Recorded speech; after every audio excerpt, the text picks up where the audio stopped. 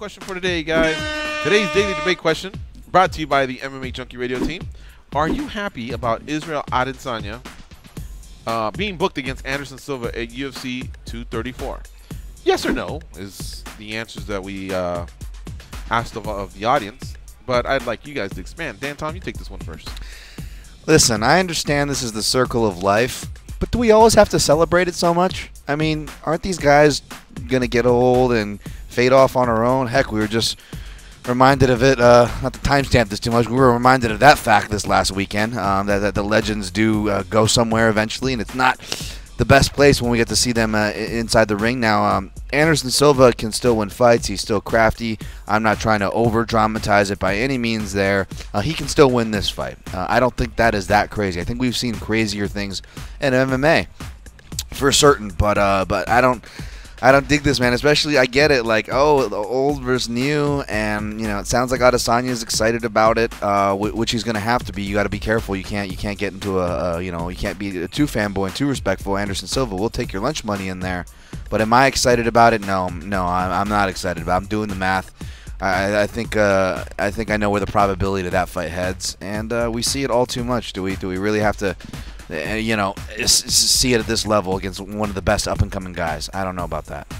El Goes likes it. I'm down with it. And I think because everything is so clogged up at the top right now that I think there needs to be a little bit of time for that to unravel before we can get this guy in the mix. I don't want to see him fight a guy like Costa because I want to see them both fight for the title and then eventually fight each other that way. So I think this is something that kind of keep him busy until that happens. But like Dan said, careful what you wish for, because it's still Anderson Silva. I kind of wonder what Anderson Silva thinks when he sees these matchups, because he was always the other guy on the side of that matchup, right? He's got to hear that and think, wait a minute, what are you guys trying to do here? Exactly. And if you piss off a guy like Anderson Silva, come fight night, man. I don't know if I want to be on the other side of someone like that. Right. So I just wish Anderson had been fighting more frequently. He like fights once a year, once every 18 months. That way, I could also feel a little bit stronger than you guys do about, hey, be careful what you wish for. Like, I think Adesanya is obviously going to win, but I think Anderson could really give him more of a fight if he's just, I mean, aside from the 43 years old, he's no longer a champ, the losses that he's had as of late, he just seems to be in a fight even when he loses. And but God, this one's going to be 2 years removed by the time he fights. That's when he fought Brunson. So I just don't like his chances as far as like old guard putting over the new guard. I guess this is what it is.